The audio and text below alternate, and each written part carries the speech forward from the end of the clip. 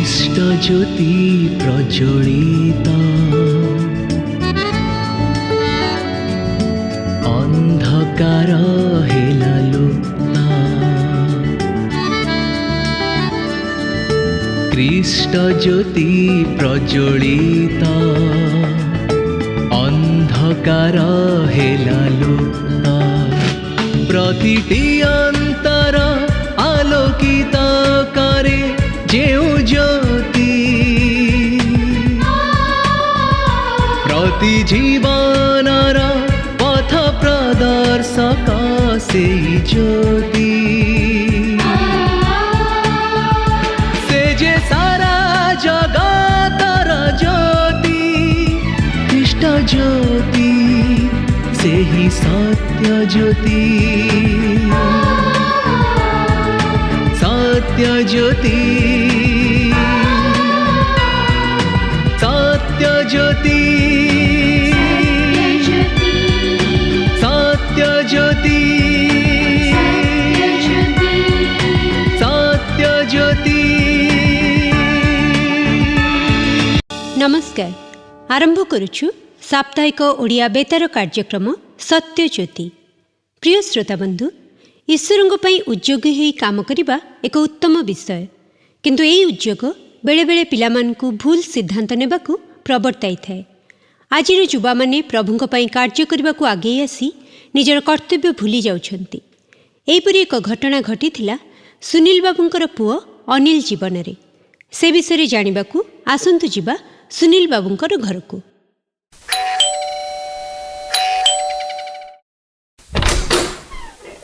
अरे सुब्रता, नमस्कार मौसा। नमस्कार नमस्कार।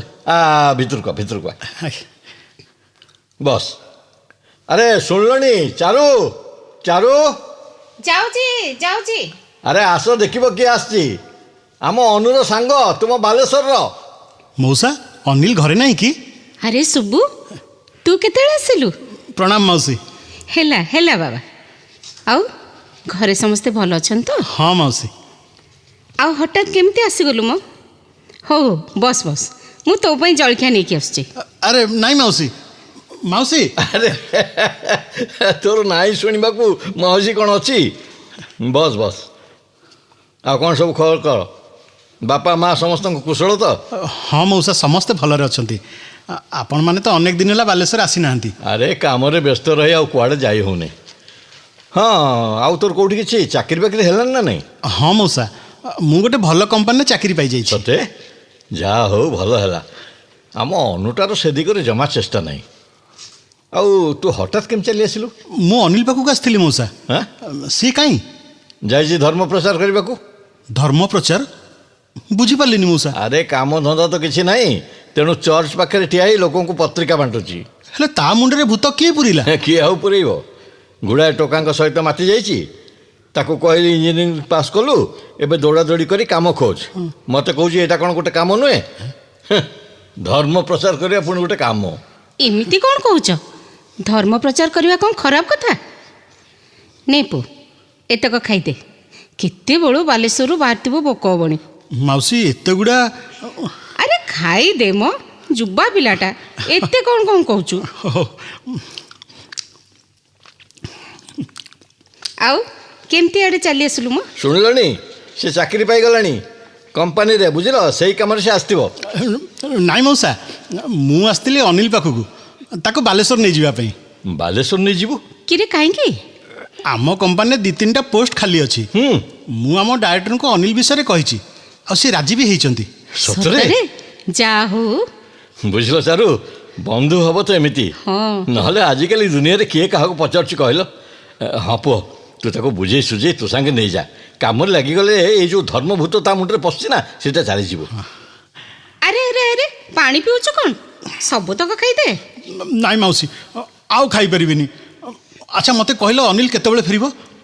अरे ताको फोन न कले से कोन आसीबो? बहुत इंपोर्टेंट काम करूची तो। तमे सेमिति गोटे कोन कहूछ कहलो? ता बयसर पिला माने सिनेमा देखुचंती, खेल कौतुक माते समय नष्ट करचंती। हेले ये तो प्रभु को पई काम करची ना। पेट भर्ती हो गला। हाँ कौनटा खाइलु जे जानिबे? नाई मौसी नाई थाउ थाउ ମୁଁ ଯାଉଛି ଅନିଲ ପାଖକୁ ତାକୁ ନେଇ ଆସିବି। ସେ ଚର୍ଚ୍ଚ ପାଖରେ ଥିବ ତ? ହଁ, ଆଉ କୁଆଡ଼େ ଯିବ? ଠିକ୍ ଅଛି ମଉସା, ମୁଁ ତାହେଲେ ଆସୁଛି। ହଁ, ଯା। ହଁ।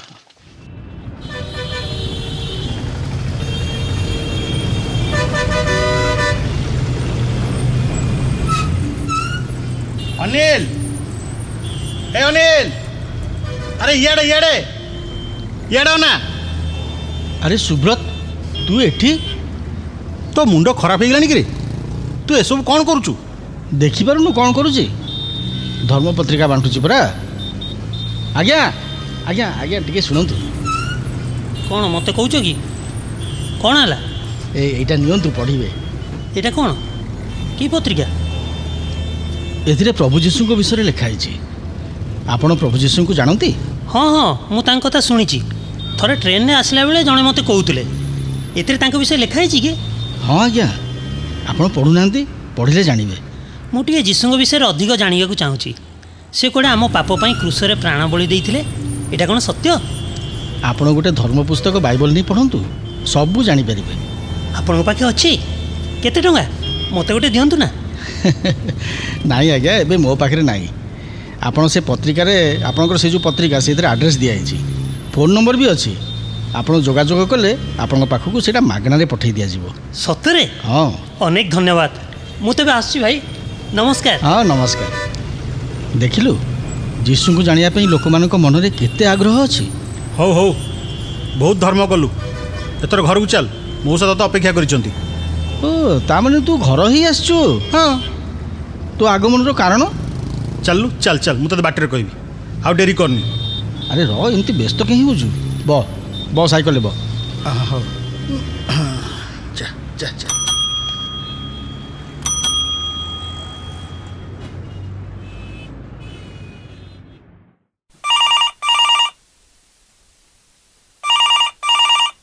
ହ୍ୟାଲୋ, କିଏ? ଅନୁ? ହଁ, ଆରେ ଅନୁ, ମୋ ବାପା କହୁଛି। ଆରେ ତୋ ସାଙ୍ଗ ସୁବ୍ରତ ତୋ ପାଖକୁ ଯାଇଥିଲା, ଦେଖା ହେଲା? ହଁ, ଆଚ୍ଛା ଆଚ୍ଛା ଆଚ୍ଛା, ତୁମମାନେ ଆସୁଛ ତାହେଲେ? ହଉ ହଉ ହଉ, ଆସ ଆସ। ଦେଖିଲ କିଏ ଡାକୁଛି? ହଁ ହଁ, ଦେଖୁଛି ଦେଖୁଛି।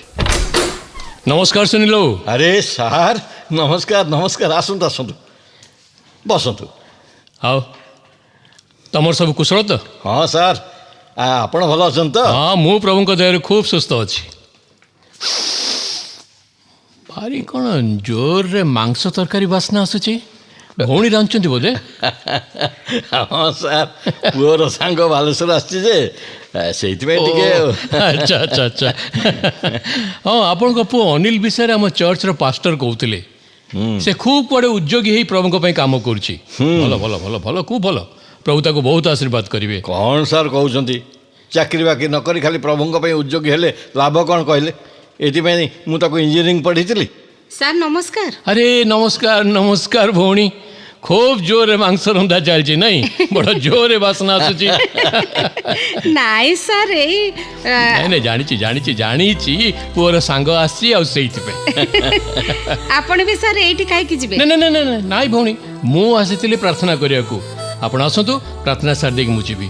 ମୋତେ ଆହୁରି ଅନେକ ଘରକୁ ଯିବାକୁ ଅଛି। ଆଉ ସେ କଥା କହିଲେ ହବ ସାର୍? ଆଜି ଆପଣ ଆସିଛନ୍ତି ଯେତେବେଳେ ଆମେ ଆପଣଙ୍କୁ ଶୁଣନ୍ତୁ ଶୁଣନ୍ତୁ ସୁନିଲ ବାବୁ, ନାଇଁ ନାଇଁ ନାଇଁ ଆପଣ ମନା କରନ୍ତୁନି ସାର୍। ପୁଅ ଆଉ ତା ସାଙ୍ଗ ଆସିଲେ ଆପଣ ସମସ୍ତଙ୍କ ପାଇଁ ପ୍ରାର୍ଥନା କରିବେ, ତାପରେ ଖାଇ ପିଇ ଯିବେ। ଏଇ ତ ସେମାନେ ଆସିଗଲେ। ସାର୍ ନମସ୍କାର। ଆରେ ନମସ୍କାର ନମସ୍କାର, ପ୍ରଭୁ ଆଶୀର୍ବାଦ କରନ୍ତୁ।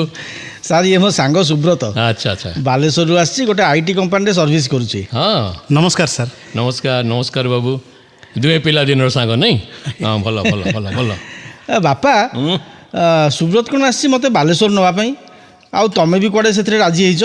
ହଁ, ଚାକିରିଟା ହାତ ପାହାନ୍ତରେ ମିଳୁଛି ଯେତେବେଳେ, ଆଉ ମୁଁ କ'ଣ ମନା କରିବି? କିନ୍ତୁ ମୁଁ ଅବି ଯାଇପାରିବିନି ବାପା। ଯାଇପାରିବୁନି? ନାଇଁ। କାହିଁକି? ସେଇ କଥା ପରା ମଉସା, ବାଟ ସାରା ମୁଁ ତାକୁ ବୁଝେଇ ଆସୁଛି, କିନ୍ତୁ ସିଏ ତା ଜିଦିରେ ଅଟଳ। କିନ୍ତୁ କ'ଣ ପାଇଁ ଯିବୁନି କହୁନୁ? କାହିଁକି? କ'ଣ ହେଇଛି କହୁନୁ?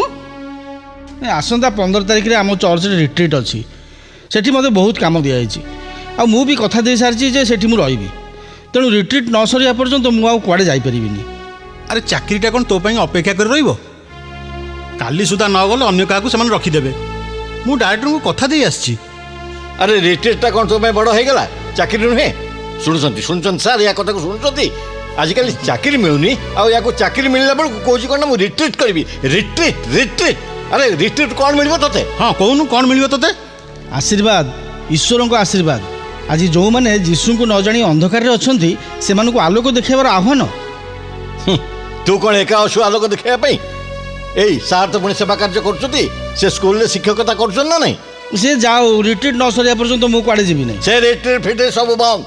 ମୁଁ କହୁଛି ତୁ ସୁବ୍ରତ ସାଙ୍ଗରେ ଆଜି ଯିବୁ। ନାଇଁ ନାଇଁ, ମୁଁ ଜମା ଯିବି। ଆରେ ଆରେ ସୁନୀଲ ବାବୁ ଇଏ କ'ଣ କରୁଛନ୍ତି? ହେଁ, ଯୁବା ପୁଅ ଉପରେ ଆପଣ ହାତ ଉଠାଉଛନ୍ତି? ଦେଖନ୍ତୁ, ଆପଣଙ୍କର ପୁଅ ପୁଅ ଉପରେ ରାଗନ୍ତୁନି। ଯଦି ସେ ଅନ୍ତର ସହିତ ଈଶ୍ୱରଙ୍କ କାର୍ଯ୍ୟ କରିବାକୁ ଚାହୁଁଛି, ତେବେ ମୋ ମତରେ ଆପଣ ବାଧା ଦେବା ଜମା ଉଚିତ ନୁହେଁ। କାରଣ ଧର୍ମପୁସ୍ତକ ବାଇବଲରେ ଲେଖାଯାଇଛି, ପ୍ରଥମେ ତୁମେ ତାଙ୍କ ରାଜ୍ୟ ଓ ଧାର୍ମିକତା ନିମନ୍ତେ କାର୍ଯ୍ୟ କର, ତେବେ ଏ ସମସ୍ତ ବିଷୟ ତୁମକୁ। କିନ୍ତୁ ସାର୍ ତା ବୋଲି ସାର୍ ରୁହନ୍ତୁ ଅନିଲ, ବାଇବଲ ନେ ଆଉ ବାହାର କର କଲସି 3:20 ପଦ। ଆଜ୍ଞା। ବାହାର କଲୁ? ଆଜ୍ଞା। ପଢ଼ ବଡ଼ ପାଟିରେ, ଯେମିତି ସମସ୍ତେ ଶୁଣିବେ। ହେ ପିଲାମାନେ, ସମସ୍ତ ବିଷୟରେ ପିତାମାତାଙ୍କର ଆଜ୍ଞାବହ ହୁଅ, କାରଣ ଏହା ପ୍ରଭୁଙ୍କ ସହଭାଗିତାରେ ସନ୍ତୋଷଜନକ ବ୍ୟବହାର। ଏଥର ବାଇବଲଟା ବାପାଙ୍କୁ ଦେ। ହଁ ଆଜ୍ଞା। ଦେ ବାପା ନିଅ। ମୁଁ କ'ଣ କରିବି? ଆପଣ ବି ସେଇ କଲସି 3:21 ପଦଟା ପଢ଼ନ୍ତୁ। ହଉ ପଢ଼ୁଛି। ହେ ପିତାମାନେ, ଆପଣା ଆପଣା ସନ୍ତାନମାନଙ୍କୁ ବିରକ୍ତ କର ନାହିଁ, ଯେପରି ସେମାନେ ନିରୁତ୍ସାହିତ ନ ହୁଅନ୍ତି। କ'ଣ ଈଶ୍ୱରଙ୍କ ବାକ୍ୟରୁ ତୁମ ଉତ୍ତର ପାଇଲ ଅନିଲ? ଆଉ ସୁନିଲ ବାବୁ, ଆପଣ ବୁଝିପାରିଲେ ତ? ଦେଖ ପୁଅ, ବାପା ଯେତେବେଳେ କହୁଛନ୍ତି ସେ ତୁମର ମଙ୍ଗଳ ପାଇଁ କହୁଛନ୍ତି। ତାଙ୍କର ବାଧ୍ୟ ହେବା ତୁମର ଉଚିତ। ରିଟ୍ରିଟ୍ରେ ତୁମେ ନ ରହିଲେ ରିଟ୍ରିଟ୍ଟା ବନ୍ଦ ହେବନି, ଅନ୍ୟ କି ସେ କାମ କରିପାରିବେ। କିନ୍ତୁ ତୁମେ ପିତାଙ୍କ ଅବାଧ୍ୟ ହେଲେ ଈଶ୍ୱର ତୁମ ଉପରେ ଅସନ୍ତୁଷ୍ଟ ହେବେ। ତୁମେ ଈଶ୍ୱରଙ୍କ ପାଇଁ କାର୍ଯ୍ୟ କରିବାକୁ ଚାହୁଁଛ ତ? ତୁମେ ଯେଉଁଠି ରୁହ, ସତ୍ୟ ଭାବରେ ହୃଦୟର ସହିତ ତାଙ୍କ କାର୍ଯ୍ୟ କରିବାକୁ ଚାହିଁଲେ ସବୁଠି ତୁମ ପାଇଁ କ୍ଷେତ୍ର ପ୍ରସ୍ତୁତ ହୋଇ ରହିଥିବ। ତୁମେ ବାଲେଶ୍ୱରରେ ବି ଈଶ୍ୱରଙ୍କ କାର୍ଯ୍ୟ କରିପାରିବ। ହଁ ଅନିଲ, ସାର୍ ଠିକ୍ କଥା କହିଛନ୍ତି। ତୁ ବାଲେଶ୍ୱର ଚର୍ଚ୍ଚରେ ବି ଈଶ୍ୱରଙ୍କ କାର୍ଯ୍ୟ କରିପାରିବୁ। ଧନ୍ୟବାଦ ସାର୍, ଆପଣ ଆଜି ମୋ ଆଖି ଖୋଲି ଦେଇଛନ୍ତି। ବାପା, ମୋତେ କ୍ଷମା କରିଦିଅ ନା ପ୍ଲିଜ୍। ମୁଁ ତୁମ କଥା ମାନି ବାଲେଶ୍ୱର ଯିବି। ଠିକ୍ ଅଛି ପୁଅ, ଧନ୍ୟବାଦ ସାର୍। ସତରେ ଆପଣଙ୍କ ବାକ୍ୟ ଆଜି ମୋ ମନ ବଦଳେଇ ଦେଇଛି। ହଉ ଆସ ସମସ୍ତେ, ନହେଲେ ମାଉଁସ ତରକାରୀ ଥଣ୍ଡା ହେଇଯିବ ଯେ। ମାଂସ ତରକାରୀ? ଶୁଣିଲେ ଆଜିର କାର୍ଯ୍ୟକ୍ରମ ସତ୍ୟଜ୍ୟୋତି। ଏ ସମ୍ପର୍କରେ ଅଧିକ ଜାଣିବା ପାଇଁ ଓ ବିନା ମୂଲ୍ୟରେ ଏକ ପୁସ୍ତକ ପାଇବା ପାଇଁ ଆମକୁ ପତ୍ର ଲେଖନ୍ତୁ। ଏବଂ ଯଦି ଆପଣଙ୍କର କିଛି ପ୍ରଶ୍ନ ଥାଏ, ତେବେ ଆମକୁ এই ଠିକଣାରେ ଯୋଗାଯୋଗ କରନ୍ତୁ ବା ଫୋନ୍ ଯୋଗେ ସମ୍ପର୍କ କରନ୍ତୁ। ଆମ ଠିକଣା ହେଲା ସତ୍ୟଜ୍ୟୋତି, ପୋଷ୍ଟ ବକ୍ସ ନମ୍ବର 89, କଟକ 753001। ଆଜି ପାଇଁ ବିଦାୟ ନେଉଛୁ। ଆପଣମାନଙ୍କ ସହିତ ପୁଣି ଦେଖାହେବ ଠିକ୍ ଆସନ୍ତା ସପ୍ତାହର ଏଇ ଦିନ, ଏଇ ସମୟ। ନମସ୍କାର।